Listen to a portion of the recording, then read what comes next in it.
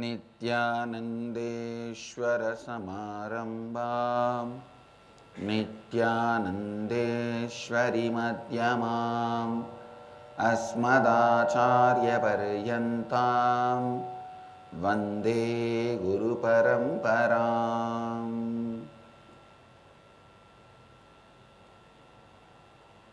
इस समय हमारे साथ उपस्थित सभी भक्तों, सन्यासियों और शिष्यों का मैं प्रेम एवं आशीर्वाद सहित स्वागत करता हूँ। I welcome all the devotees, disciples, samajis, satsangis, Srimahans, Mahans, Kotaris, Tanidas, sitting with us all over the world through Nithyananda TV, Lotus News Channel, Sadhana TV, Janashri TV, and through two-way video conferencing, having Nayana Diksha in many cities, many countries around the world. The city is sitting with us through two-way video conferencing, having Nayana Diksha. New Zealand, Adi Arunachalam, Kemas, Hong Kong, Toronto, Kailasam, Nithyananda Nagaramu, Hyderabad, Nithyananda University, Los Angeles, Seattle, Chidambaram, Singapore, Singapuram, San Jose, Madurai, St. Louis, Tirumala, Ohio, Prayag, Varanasi, Seremban, Shivakasi, Scottsdale, Arizona, Oklahoma, Somanatham, Vancouver, Bhubaneswar, Charlotte, Sri Salem, Simi Valley, California, London, Kashi, Oman, Sivagangai, Devon, UK, Dakota Dunes, Bogota, Colombia, Highland Creek, North Carolina, London, Kashi, Dubai, Vaidyanatham, Houston, Texas, Hyderabad, Gupta Kashi, Indrani, New Jersey, Chorpati, Nepal, London, Kashi, Mumbai, Mulund, Newfoundland, Canada, Oman, Sivagangai. I welcome all of you with my love and blessings. Again, today I insist on understanding about Advaita. Please understand, strategizing your day-to-day thinking based on the simple truths is living enlightenment. Strategizing your day-to-day decisions based on the eternal truths is living Advaita. Few days before, I was shown a reply by a rich man to a pretty girl who was advertised in the dating websites that she wants to marry a rich man. When that reply was brought to me, I told Jnanatma that I'll comment on it. Jnanatma, can you read out, then I'll comment on it? So the article title, "This pretty girl was seeking a rich husband." The reply she got from a banker was priceless. The following is what a woman posted on a dating forum seeking a rich husband. I am going to be honest of what I am going to say here. I am 25 this year. I am very pretty, have style and good taste. I wish to marry a guy with $500,000 annual salary or above. You might say I am greedy, but an annual salary of $1 million is considered only as middle class in New York. My requirement is not high. Is there anyone in this forum who has an income of 500,000 US dollar annual salary? Are you all married? I wanted to ask, what should I do to marry rich persons like you? Among those I have dated, the richest is $250,000 annual income, and it seems this is my upper limit.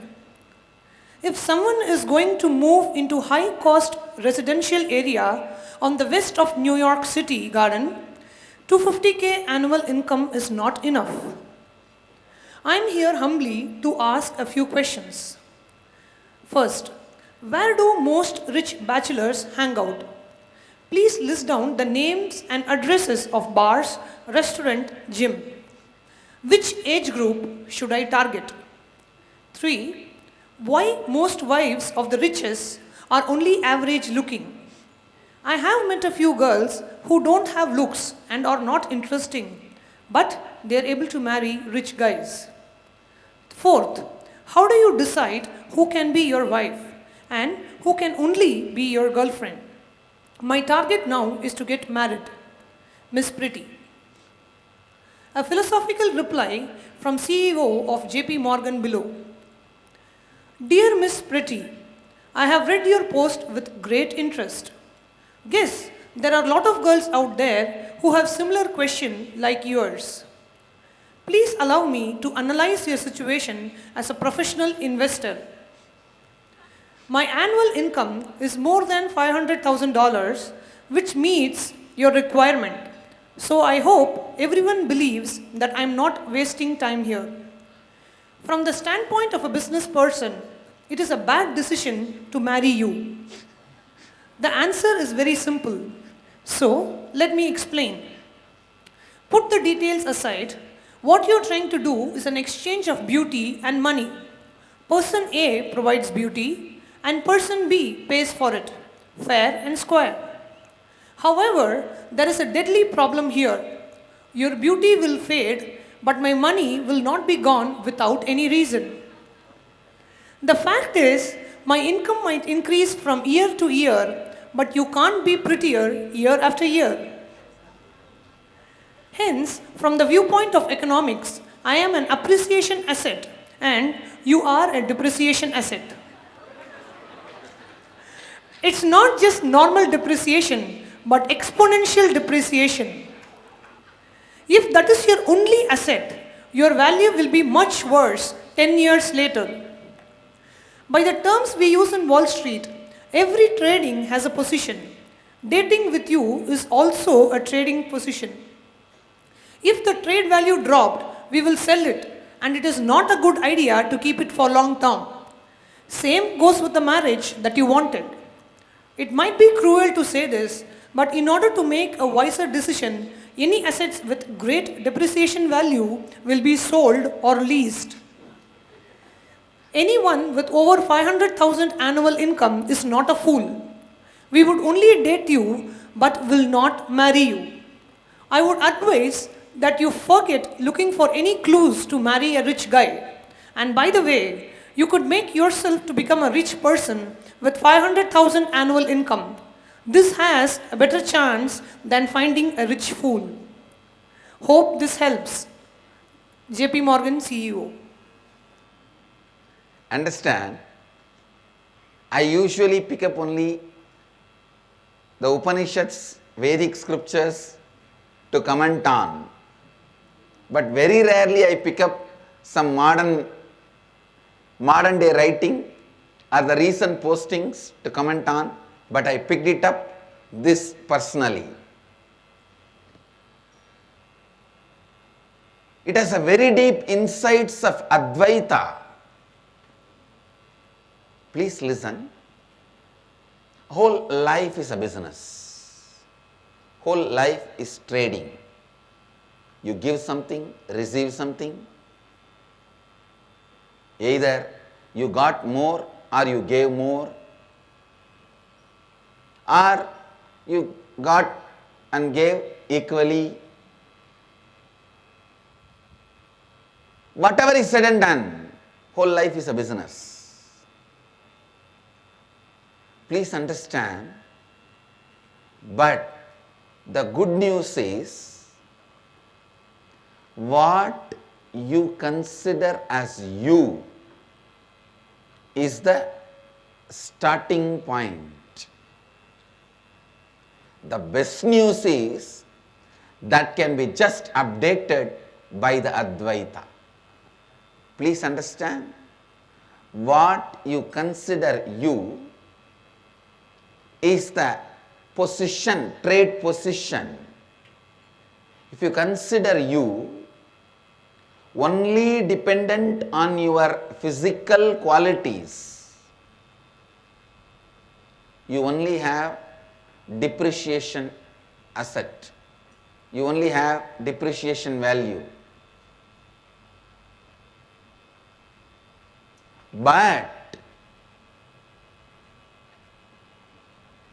if you assess yourself based on the qualities you carry in your mind,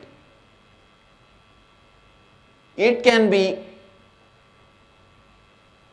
you can be appreciation asset, means intelligence, your ability to handle any situation. Please understand. Whenever the queens were chosen, they were always chosen. The first priority was given to their appreciation asset, not to the depreciation asset. Whenever the dasis were chosen, they were chosen even with just depreciation asset. But whenever queens were chosen in any kingdom, they were chosen with the appreciation asset. Now I am introducing very important truth to you.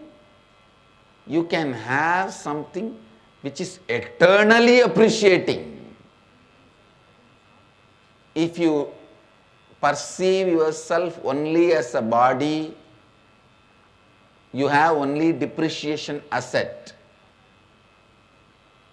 Exponentially depreciation asset. Please understand.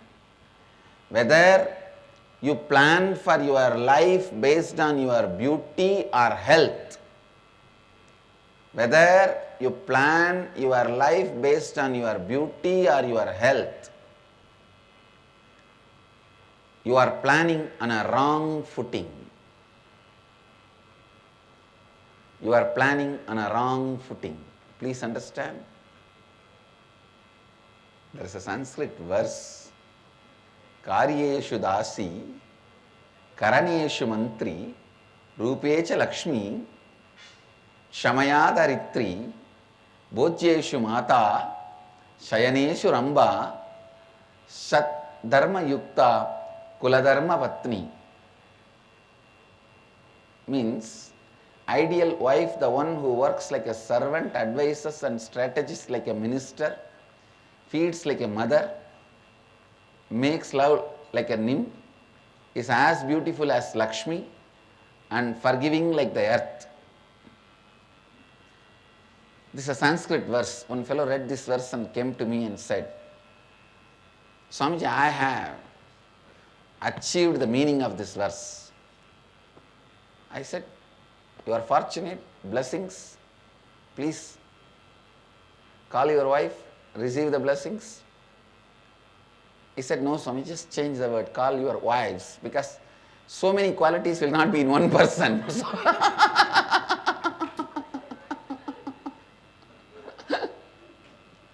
I have married 6 with all these, each one having these qualities.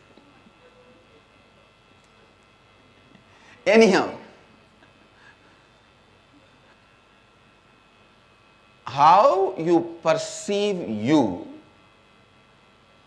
if it is just occupied, means your self-image, your identity about you, if it is occupied completely by your look, by your beauty, the physical dimension, please listen, you are making all your strategies and plans based on depreciation asset.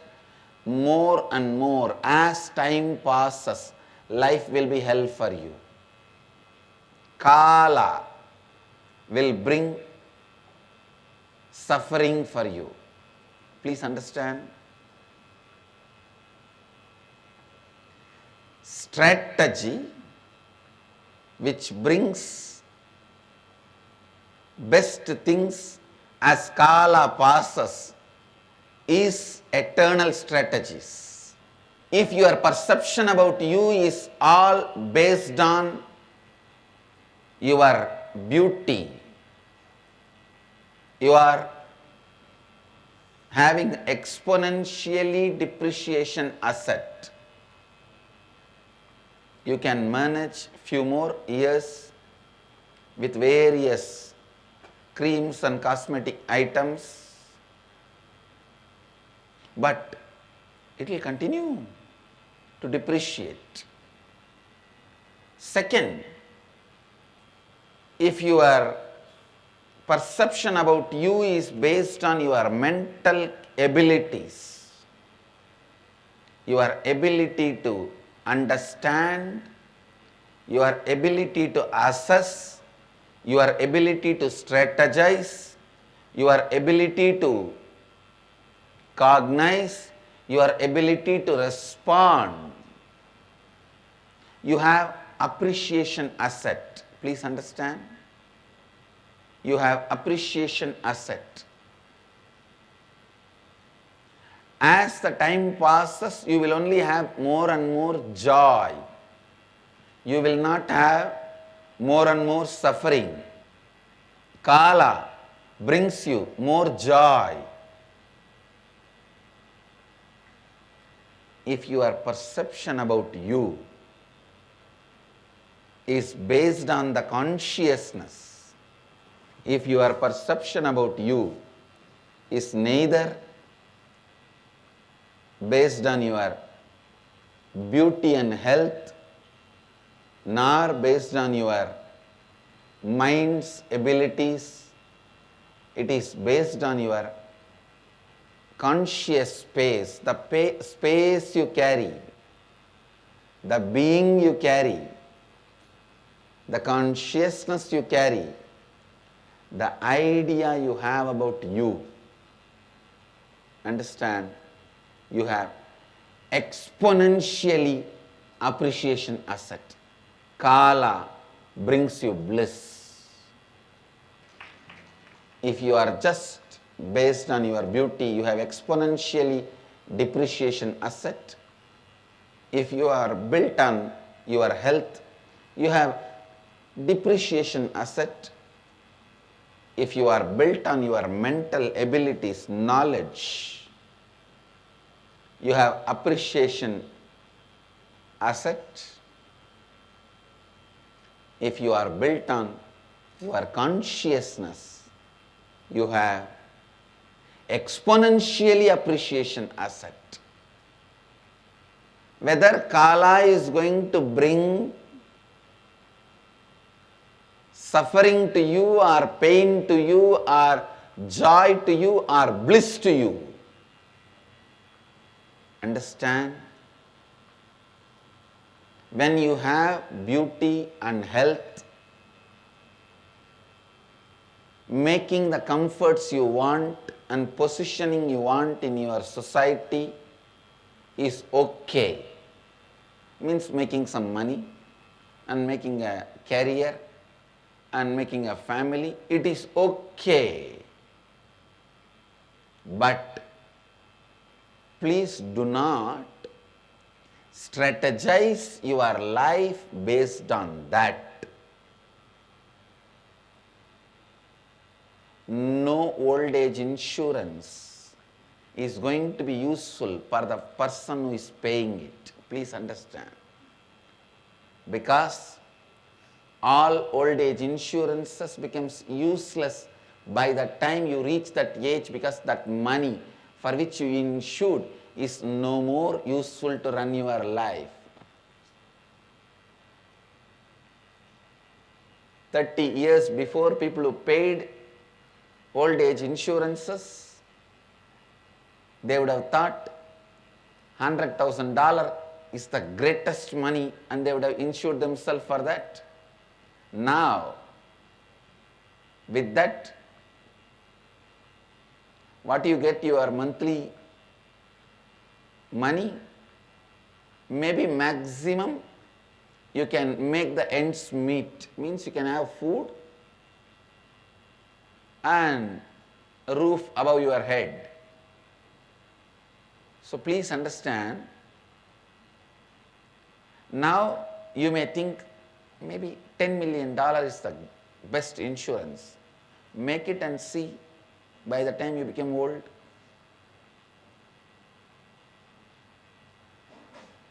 Strategize. I am not saying don't take insurance. I am only saying insurance does not mean insurance. That's all I am saying. I am not saying don't take insurance, but insurance alone is not insurance. Listen. The first thing, strategize your life based on authenticity. Please understand. Strategize your life based on authenticity.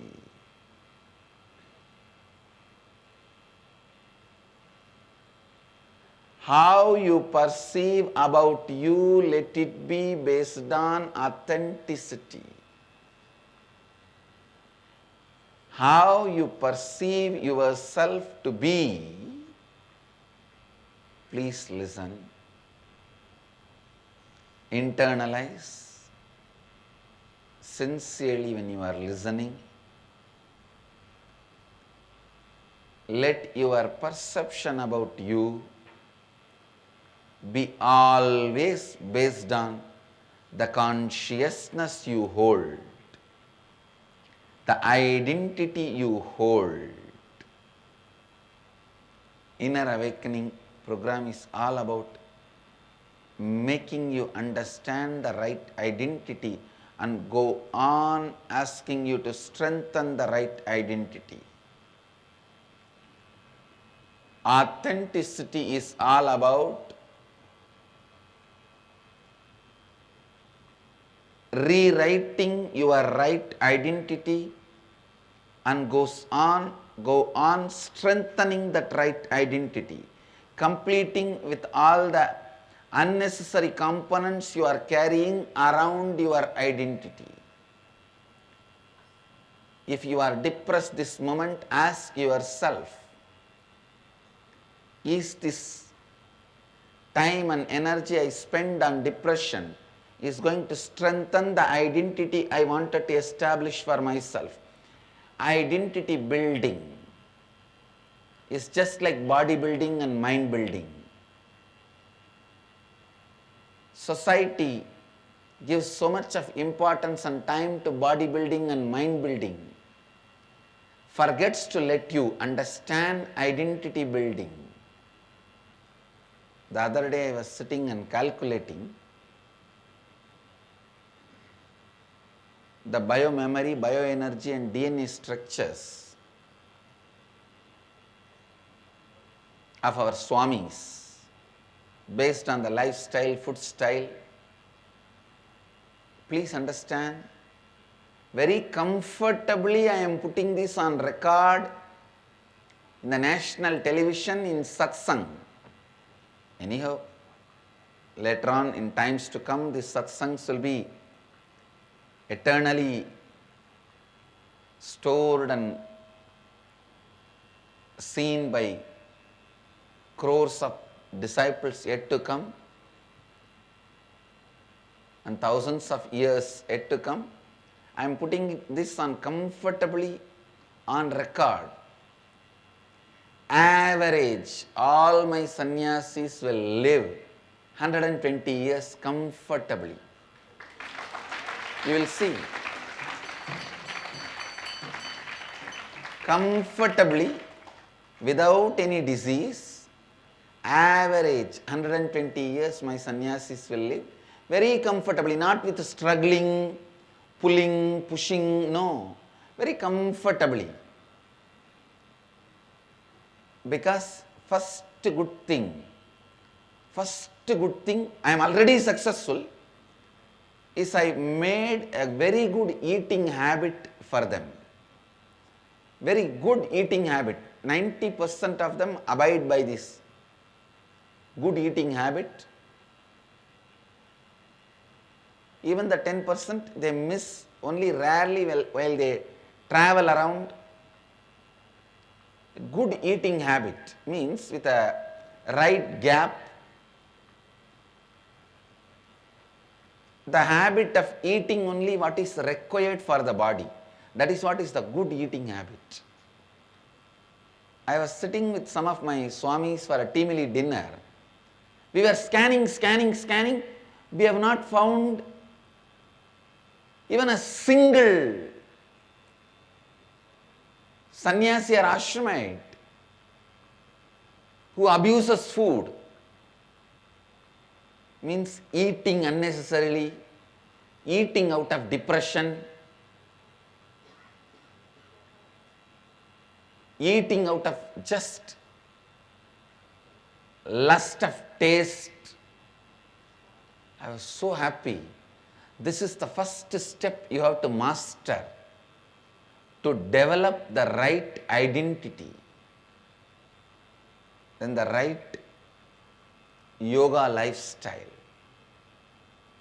I can say again, 90% I am successful. Only the 10% who are traveling outside, when they travel outside, night travel, bus, train, they miss. And the swamis who are staying in some remote centers, they miss because they are all alone. That also should not be missed. Once somebody can master the eating and yoga pattern, now very easily they can build the right identity. Understand? Society stops with bodybuilding because by the time you come to the right bodybuilding itself, your energy, effort, everything is wasted.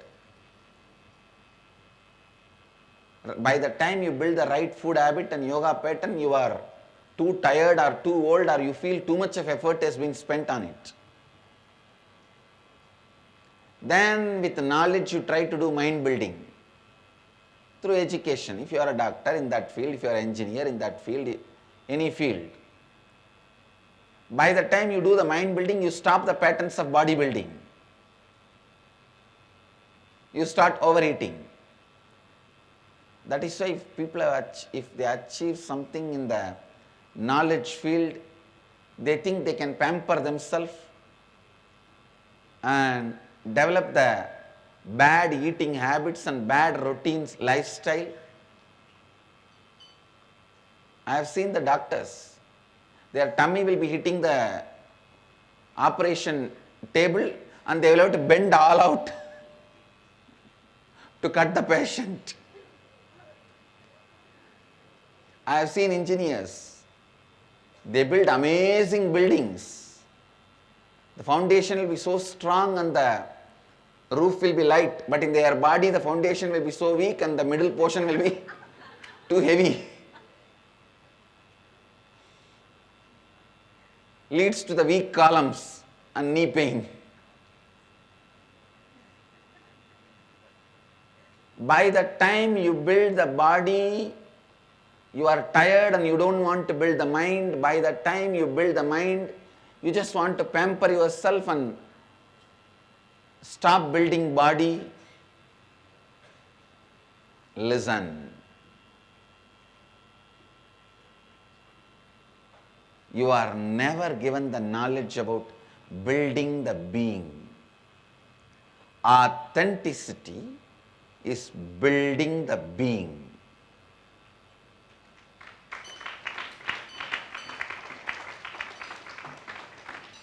This process which I am putting all of you through, the Advaita process, the Advaita Timili, is nothing but reminding you to build the right identity. Reminding you to build the right identity. Understand? I am getting the eternal insurance for you, not old age insurance, eternal insurance for you. Whoever has built the right identity, you have a place in Aksharadam, means unperishable space, imperishable space, Aksharadama, which is equivalent to Kailasa or Vaikunta. The power of Kailasa, wealth of Vaikunta, put together is Aksharadama. The identity building has to be done consciously as a lifestyle. First, pen down the best inner image you want to have, outer image you want to project, how you want others to perceive you, how you want to perceive the world and others. And after you pen down that, every action, every thought, every word you utter, go on reminding yourself, is it aligned to what I want? Is it aligned to what I want? If it is aligned, do it and overdo it. If it is not aligned, complete and drop it. Understand, many times your identity is in one direction, your actions are completely in the other direction. The conflict of interest in you drags you to the easiest direction. By the time you wake up, you are dead. Dead before wake up are what I call as accidental humans. You are born when your parents were trying to do something else. As an accident. You live as an accident and die as an accident. The person who starts building the identity, even if he is a failure, he will be successful in his journey. Understand? Understand? I am making a statement. Even if you are failure in building your authenticity, just because you tried, you will be successful in your journey either tomorrow or next day. Because even starting the journey with the right direction and the right guide is the greatest thing can happen in your life. That is why I am saying inner awakening, first, foremost truth, experience, program can happen in your life. Wake up to yourself. Come back to authenticity.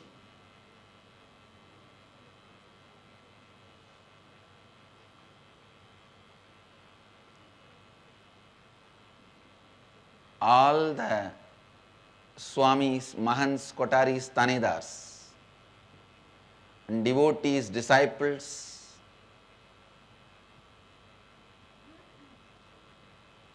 today your homework is, if you have done your completions with the Timili, The next step is define your new identity you wanted to cause. New inner image you want to have, the outer image you want to show, others' image, how you want to be perceived by others, and life image, how you want to perceive the world. Pen down all the four, post it on my Facebook wall, not on inbox. Please do not inbox me. Only put it on the Facebook wall.